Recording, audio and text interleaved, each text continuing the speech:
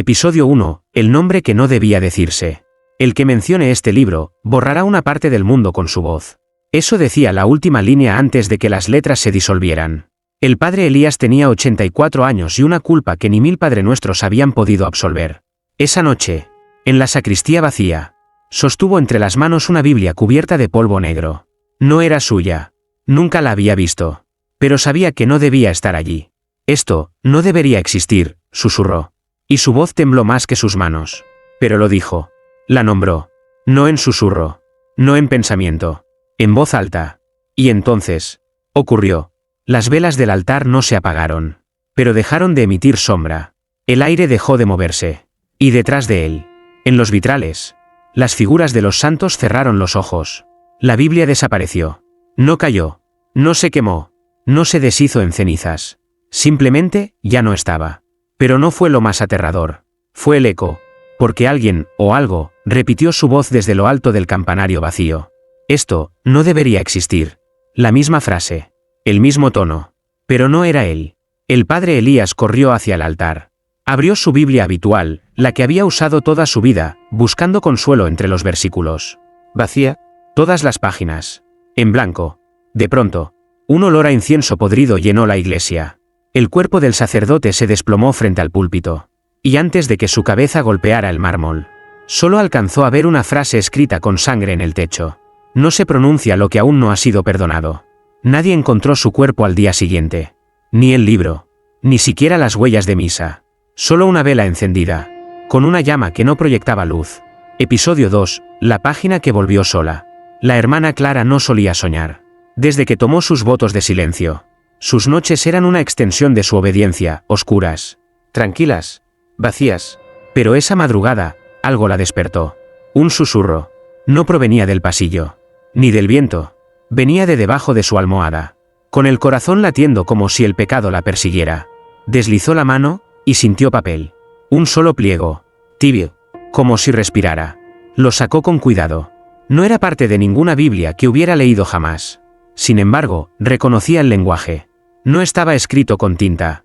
Las letras parecían cortadas. Como talladas con algo afilado. Era un versículo. Uno que empezaba así. Y en la hora en que mi nombre se pronuncie, el verbo dejará de pertenecer a los labios humanos. La hermana Clara retrocedió. Dejó caer la página. No por miedo, sino porque, sin entender por qué, su voz comenzó a desaparecer. Literalmente. Intentó rezar. Ave María. Nada. Solo aire. Gritó. Lloró. Golpeó las paredes. Nadie la oyó. Y entonces lo comprendió. No era que no hablaba, era que nadie podía oírla. Al amanecer, las demás hermanas encontraron su celda vacía. En la pared. Justo sobre la almohada. Alguien había escrito, con lo que parecía ceniza, una sola frase. Ella leyó en silencio. Pero él la escuchó igual. Esa noche, en la capilla, una Biblia común desapareció frente a los ojos de la Madre Superiora, cuando mencionó el nombre de Clara durante la oración. Solo quedaron las tapas. Y el eco de un suspiro que no provenía de ninguna garganta humana. Episodio 3. El niño que escuchaba los versículos dormido. Mateo tenía solo 7 años. Nunca había aprendido a leer. Nunca había sostenido una Biblia. Sin embargo, cada noche, recitaba versículos que nadie había escrito jamás. Y cuando los labios inocentes digan lo prohibido, la palabra no regresará al cielo. Susurraba dormido, con los ojos temblando bajo los párpados. La señora Aurora, su madre adoptiva, creyó al principio que era un juego, una fantasía de niño. Hasta que una madrugada lo escuchó pronunciar con voz ronca, como la de un anciano moribundo, un verso que la hizo caer de rodillas. La página perdida será buscada en los huesos de los que callaron. Desde ese momento, todo cambió. Cada vez que Mateo hablaba en sueños, un objeto sagrado de la casa desaparecía. Primero fue el rosario de su abuela. Luego, el crucifijo colgado en la entrada. Al cuarto día, la Biblia de la sala se desvaneció frente a sus ojos. Justo cuando ella trató de leer un salmo para purificar el ambiente. Lo más escalofriante fue lo que ocurrió en la escuela. Mateo, dormido en clase, murmuró un fragmento de oración en voz baja. Y el libro de religión del maestro ardió. Sin fuego, sin humo, simplemente. Se volvió negro y cayó en polvo. Cuando el sacerdote del pueblo vino a visitarlo, el niño lo miró a los ojos, aún medio dormido, y le dijo: «Usted también la ha leído, padre», pero la olvidó para salvar su alma. El cura salió temblando. No volvió jamás. Esa noche, Aurora grabó con su móvil uno de los sueños. El audio funcionaba perfectamente. Pero cuando lo reprodujo, lo único que escuchó fue su propio nombre, repetido por una voz que no era la de su hijo. Aurora, no lo despiertes. Él ya está leyendo por los que murieron en silencio. La pantalla del teléfono se rompió sola. Y Mateo seguía dormido. Sus labios se movían, pero sus ojos ahora estaban abiertos. Episodio 4. La misa sin evangelio. Domingo. 10 de la mañana. La iglesia de San Gabriel se llenó como siempre, con ancianos temblorosos. Madres con niños inquietos y jóvenes que aún creían que asistir al templo los protegía de sí mismos. El padre Tomás subió al púlpito con paso seguro. Tenía las escrituras bajo el brazo, como lo había hecho cada semana durante los últimos 30 años. Pero ese día, no recordaba qué debía leer. El evangelio de hoy se detuvo. Las páginas estaban ahí, abiertas, claras, pero las palabras no tenían sentido. No era latín, no era español, no era lenguaje humano.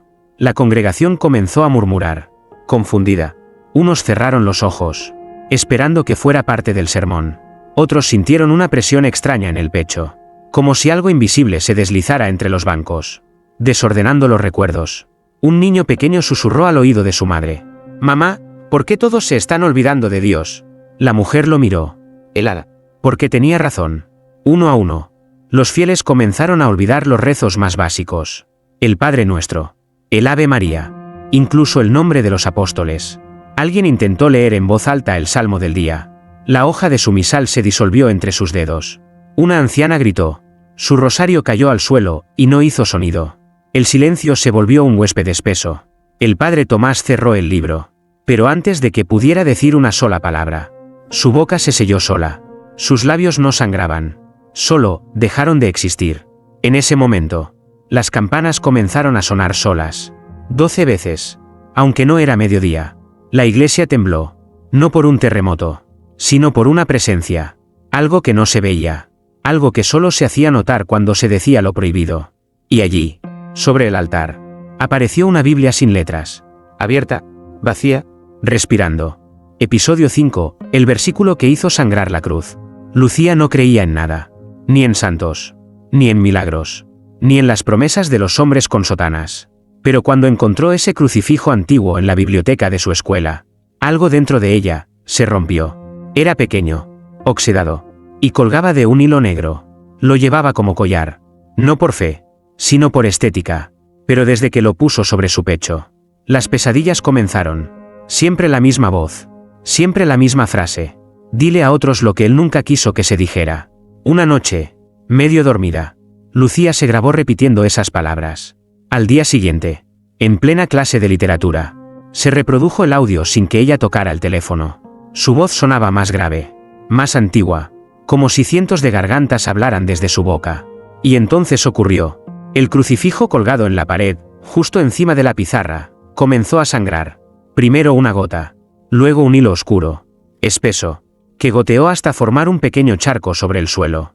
Los alumnos pensaron que era una broma, hasta que el profesor se desmayó al ver que las letras del libro de religión se borraban solas, dejando una sola línea en la página. Cuando la palabra se diga sin fe, la carne pagará el precio. Esa noche, Lucía intentó quitarse el crucifijo, pero el hilo no se rompía, y la cruz palpitaba. Llamó a su madre entre lágrimas. Le rogó que la ayudara, pero al mencionar lo ocurrido, la mujer cayó al suelo, rígida, ciega, los ojos blancos como el mármol. El hospital no supo qué decir. Solo diagnosticaron colapso neurológico inexplicable. Lucía no volvió al colegio. Quemó el audio. Cerró la boca. Pero el crucifijo aún colgaba de su cuello. Y cada noche volvía a sangrar. No por culpa suya, sino porque, en lo más profundo de su garganta, una voz que no era la suya seguía practicando el versículo maldito, preparándose para decirlo en voz alta. Episodio 6. La Biblia que apareció en el confesionario. Era jueves por la tarde cuando Andrés decidió confesarse. No porque creyera en el perdón, sino porque soñó 3 noches seguidas con un cuervo picoteando su boca cada vez que mentía. La parroquia estaba vacía. El sol se deslizaba por los vitrales, como si Dios aún dudara si mirar o no. Andrés se arrodilló frente al confesionario. «Padre, he pecado». Pero no hubo respuesta. Solo un crujido, una respiración, y luego, Una presencia al otro lado de la rejilla. Padre. Silencio. Hasta que algo fue empujado hacia él. Bajo la madera. Un libro cubierto de polvo y ceniza. Una Biblia. Pero sin título. Sin tapa. Solo un símbolo quemado en la esquina, un ojo que lloraba sangre. Andrés la abrió. Y la primera página lo llamó por su nombre. Andrés, no confieses. Recuerda. Sintió una presión en la cabeza. Como si una mano invisible comenzara a desatar nudos en su memoria. Páginas que no había leído comenzaban a escribir solas, con sus recuerdos. La vez que mintió para que despidieran a su compañero. La noche en que rió mientras alguien pedía ayuda. El aborto que pagó en secreto. La carta de su madre que nunca abrió. Cada recuerdo llenaba una página. Y con cada línea, su mente se vaciaba. Intentó cerrar el libro. No pudo. Intentó gritar. No tenía voz. El confesionario se volvió más oscuro. Más estrecho. Como si la madera respirara junto a él. Cuando por fin logró levantarse. El libro se había ido. Y en su lugar, solo quedaba un papel pequeño. Pegado a la pared. Tus pecados ya no te pertenecen. Ahora son escritura. Al salir de la iglesia, Andrés no recordaba quién era. Solo que alguien, algo, dentro de ese confesionario había escrito su alma. Y la había encuadernado, para que otro la leyera después. Episodio 7, el eco que respondía al amén. Desde que quedó viuda, doña Rosario rezaba cada noche frente al altar pequeño que tenía en su habitación. Siempre la misma secuencia, 3 Padres Nuestros. Un Ave María y un suspiro al cielo, pidiéndole que la dejara morir en paz. Pero una noche, mientras las velas aún parpadeaban, Rosario dijo la última palabra de su oración. Amén. Y lo escuchó. Alguien, algo, le respondió desde el armario. En la penumbra. Amén. La voz no era humana. Era baja. Hueca. Como si viniera de la garganta de alguien que nunca aprendió a hablar, o que ya estaba muerto. Rosario se quedó inmóvil. Pensó que era su mente. La soledad. ¿La era? Pero al siguiente rezo. Volvió a ocurrir. Amén. Amén. La tercera noche. La voz lo dijo antes que ella. Amén. ¿Quién está ahí? Preguntó. Por primera vez en años. No obtuvo respuesta. Solo el sonido sordo de madera crujiendo dentro del armario cerrado. Al día siguiente, le contó a su nieta. La joven, pensando que era un delirio de anciana, colocó un grabador en la habitación. Nada ocurrió durante horas, hasta que Rosario, al final de su oración, dijo por accidente el nombre de una Biblia que jamás debió mencionar. La misma que habían visto desaparecer en misa semanas atrás. Y que esa palabra nunca regrese. Por la Biblia de los que callan. El armario se abrió solo. La vela estalló, lanzando cera hacia el techo. Y la grabadora captó un susurro que no venía de este mundo. Ahora no rezas sola. Desde esa noche, Rosario dejó de hablar. No por miedo, sino porque la voz del armario empezó a rezar por ella. Y cada vez que lo hacía, una parte de su cuerpo se entumecía. Primero los pies, luego las manos. Y al llegar a su último amén, solo quedaban sus ojos abiertos, mirando fijamente al armario, esperando la próxima oración. Episodio 8, el seminarista que la copió de memoria. Lucas tenía 23 años y una fe que no había sido probada. Hasta que soñó con una Biblia que ardía, pero no se consumía. Y en cada sueño, una mano invisible le obligaba a escribir con tinta negra lo que nunca había leído. Al principio, pensó que era ansiedad. El seminario era estricto. Las oraciones largas. Las preguntas eternas. Pero cuando despertó con los dedos manchados de tinta, supo que no era un sueño. Sobre su escritorio había un cuaderno viejo, de los que nadie usaba. La noche anterior estaba en blanco. Ahora tenía 14 páginas escritas con su caligrafía. Versículos. Capítulos. Profecías. Ninguno existía en la Biblia tradicional. Uno decía: cuando la escritura vuelva a escribirse con carne inocente, los que creen ver serán los primeros en quedarse ciegos. Lucas llevó el cuaderno a su director espiritual. El padre Germán lo hojeó en silencio. Al llegar a la página 7, sus pupilas se dilataron. ¿Dónde encontraste esto? Lo escribí yo, creo. Esto no viene de ti, hijo, esto viene de antes.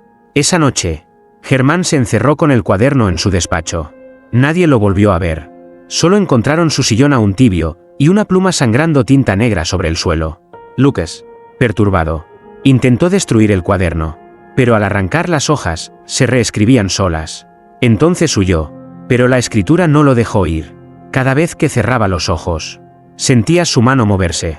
En el autobús, en un baño, en medio de una misa, siempre escribiendo. Sus compañeros lo vieron una mañana frente al altar, completamente dormido, Y sin embargo, su mano trazaba sobre el suelo palabras en latín, con sangre. Cuando lo despertaron, no recordaba nada. Solo repetía una frase, como un eco atrapado. No soy yo el que escribe. Es el que no quiere ser olvidado. Esa misma tarde, el altar mayor del seminario comenzó a agrietarse. Y debajo del mármol, alguien encontró otro cuaderno, escrito, con la misma letra de Lucas, pero firmado con un nombre que ningún humano debería pronunciar. Episodio 9. Las estatuas que giraron la cabeza. Elena no era devota, pero aceptó participar en la procesión del pueblo porque su abuela moría por verla de blanco, llevando el cirio de la fe. La acompañaban vírgenes de yeso, santos centenarios y cruces oxidadas sobre plataformas pesadas. Todo iba bien hasta que Elena, sin querer, repitió en voz alta un versículo que había leído en un muro abandonado cerca del convento. Y si el silencio no guarda lo escrito, lo esculpido recordará. No supo por qué lo dijo. No lo pensó. Salió de su boca como un suspiro atrapado. Pero las estatuas sí lo escucharon. Primero fue San Sebastián. Su cabeza, inmóvil durante décadas, giró levemente hacia ella. Nadie lo notó. Solo una anciana se persignó sin saber por qué. Luego fue la Virgen Dolorosa. Sus ojos de vidrio, siempre fijos en el horizonte, ahora la miraban con una tristeza viva. No falsa, no de escultura, de carne. Elena comenzó a sudar. Tropezó con su túnica. Miró hacia atrás, y casi dejó caer el cirio. Todos los santos la miraban. Sus rostros torcidos. No por el tiempo. No por el peso. Por juicio. Los músicos dejaron de tocar. Las velas parpadearon como si alguien soplara desde adentro. El sacerdote intentó continuar el rezo, pero tartamudeó. ¿Quién dijo esas palabras? Elena huyó. Corrió por las calles empedradas hasta su casa. Cerró ventanas. Tapó espejos. Rezó lo poco que recordaba. Pero al día siguiente, al abrir la puerta, frente a ella, en plena acera, estaba la estatua del Sagrado Corazón. No debía estar allí. La iglesia estaba a 2 cuadras. Y sin embargo, la estatua la miraba directamente a los ojos. Sus pies de mármol aún mojados, como si hubiera caminado. Y en su pecho, grabada con fuego, una frase nueva. Ella ya no es parte del rebaño. Ahora es escritura. Esa noche, Elena quemó sus diarios. Pero no pudo quemar su sombra, porque en cada pared donde pasaba, las estatuas seguían girando. Episodio 10. El exorcismo donde el demonio la pidió. No es posesión, es hambre, dijo el padre Mauricio, temblando, antes de entrar al cuarto sellado. María Clara llevaba 6 días sin comer, pero su cuerpo no mostraba señales de desgaste. Solo los ojos, tan abiertos que ya no parpadeaban. ¿Quién está dentro de ti? Silencio, hasta que el sacerdote puso sobre la mesa el crucifijo. Entonces la niña rió. Una risa espesa, sin garganta, sin origen. ¿Temes al Cristo? La niña negó con la cabeza. Y luego, susurró con una voz que venía de siglos atrás. No vine por él. Vine por el libro que escondieron. ¿Qué libro? Los muros crujieron. La lámpara colgante comenzó a oscilar aunque no había viento. Y entonces, la niña pronunció un nombre que no estaba en ninguna lengua moderna. Un nombre que hizo temblar el aire. El padre Mauricio retrocedió. Abrió su maletín, buscando su Biblia. Pero cuando la sacó, las páginas estaban en blanco. Y en la contratapa, escrito con ceniza, si nombras la palabra que fue negada, tu fe será devorada. La niña se sentó, con calma, y mirándolo fijamente, pidió, dámela. ¿Qué cosa? La Biblia que aún respira, la que desaparece si se pronuncia. El exorcista intentó rociar agua bendita, pero las gotas nunca tocaron su piel. Se evaporaban en el aire, como si el cuerpo no estuviera realmente ahí. Y entonces el demonio, porque ya no quedaba duda, gritó con furia. Dámela antes de que otro la lea y vuelva a recordarme. Las velas estallaron. El crucifijo se partió en 2. Y en el pecho de la niña, apareció una palabra grabada a fuego. Amén. No como fe, sino como marca de clausura. Esa noche, el padre Mauricio fue encontrado inconsciente, sin voz, con sus manos quemadas, como si hubiera sostenido algo que aún ardía desde adentro. La niña desapareció. Y en la cama vacía, solo quedó una hoja vieja, escrita con lo que parecía hueso molido. El exorcismo fue al revés. Ahora el sacerdote es el que carga al demonio. Episodio 11. El cura que negó haberla leído. Yo nunca la toqué. Padre, solo queremos saber si la reconoció. He dicho que no existe, gritó el padre Alfonso, golpeando la mesa. La entrevista fue breve. Los superiores sospechaban, pero no tenían pruebas. Solo un rumor, que hace años, cuando aún era joven, Alfonso había estado presente en el retiro donde la Biblia maldita fue vista por última vez. Y desde entonces, nadie volvió a rezar igual. Pero él lo negó todo. Frente a sus hermanos. Frente al espejo. Y frente a Dios. El domingo siguiente. Subió al púlpito como siempre. La iglesia llena. La misa tranquila. Hasta que comenzó su homilía. En el Evangelio de hoy, el Señor nos recuerda que se detuvo. No porque olvidara el texto, sino porque las palabras cambiaban solas sobre el papel. La hoja escrita a máquina ahora decía: y el que niegue la palabra que lo marcó, será comido por el eco de su mentira. El padre Alfonso parpadeó.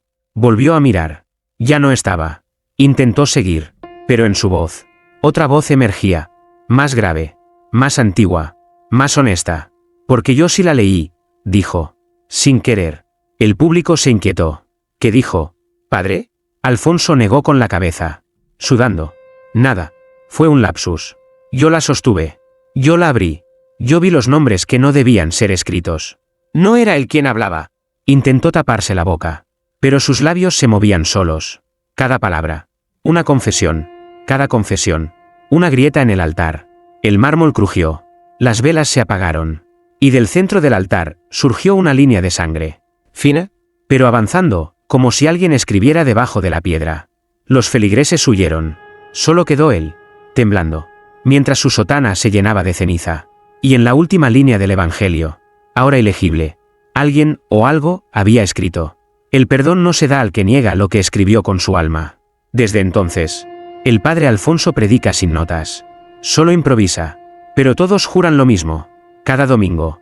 Dice una frase nueva, que no está en ninguna Biblia. Y cada frase hace que el altar sangre un poco más. Episodio 12, el Evangelio que ardía cuando se susurraba. Nadie sabía de dónde venía Alma.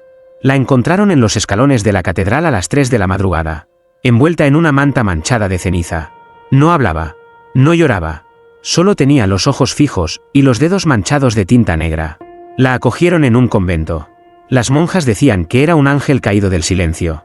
Pero pronto descubrieron que su silencio no era vacío. Era un recipiente. La primera noche, Alma se levantó mientras todas dormían. Con los dedos temblorosos, comenzó a escribir en las paredes del pasillo. No con pintura, con ceniza de velas mezclada con sangre. Escribía versículos, versos, evangelios, y ninguno coincidía con los textos sagrados.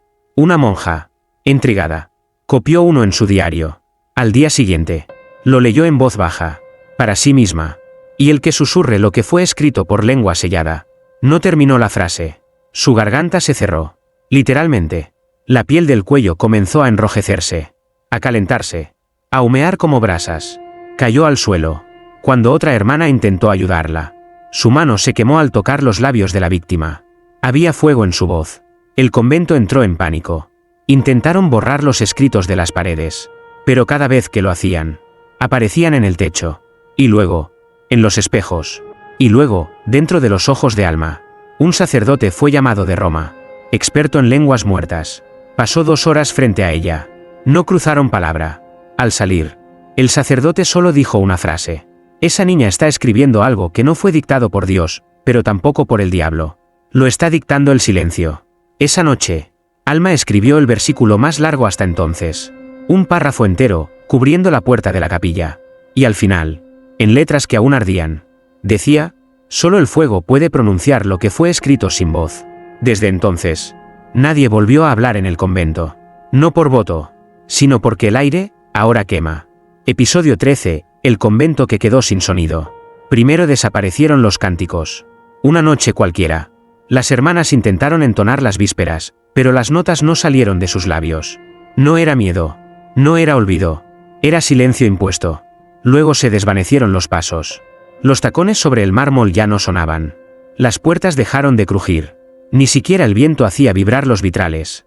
Era como si el mundo respirara en secreto, para no molestar lo que estaba oculto. La madre Estela, superiora del convento de Santa Luz, escribió en su diario: no hay ecos, no hay voces, no hay oraciones. Solo el ojo de Dios, que ha cerrado los oídos del cielo. Intentaron tocar las campanas. No repicaban. Trajeron un reloj de cuerda. No marcaba los segundos. Y cuando una hermana se golpeó accidentalmente con una silla, su grito no fue escuchado. ni por ella misma. El convento entero se había quedado sin sonido. Fue entonces cuando comenzaron a aparecer los escritos. En el polvo de las ventanas. En el vapor de los espejos. En los pétalos secos del altar. Versículos. Palabras que ninguna había escrito. Una línea decía: donde no hay sonido, nace la escritura eterna. Otra: él ha callado para que nadie repita lo que fue robado del silencio. Una hermana, desesperada, trató de leer en voz alta uno de esos mensajes, usando una grabadora antigua. Al reproducir el audio, lo único que se escuchó fue un murmullo creciente hasta que la grabadora estalló. Al revisar la cinta quemada, quedaba una única palabra grabada al final: Amén.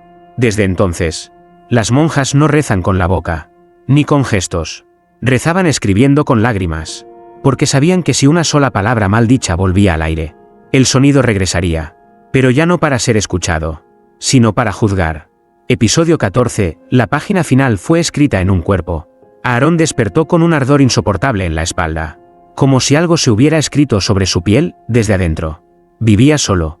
Nunca se tatuó, ni siquiera soportaba el pinchazo de una vacuna. Pero esa mañana, al mirarse en el espejo con la ayuda de 3 reflejos, lo vio. Una página entera, grabada con precisión imposible, palabras en espiral, frases en idiomas que no conocía, y al centro, una línea que ardía como si acabara de escribirse. Quien lea lo que no fue dicho, verá lo que no debe existir. Asustado, fue al hospital, pero los médicos no encontraron tinta, ni cicatriz. Las letras estaban bajo la piel, como si su carne hubiera memorizado la Biblia de otro mundo. Esa noche, soñó con una biblioteca en llamas. Entre los escombros, una figura encapuchada le susurró al oído: tú fuiste elegido para cargar la última página. ¿De qué?, preguntó. Del libro que ni el cielo quiso conservar. Aarón intentó cubrirse el cuerpo.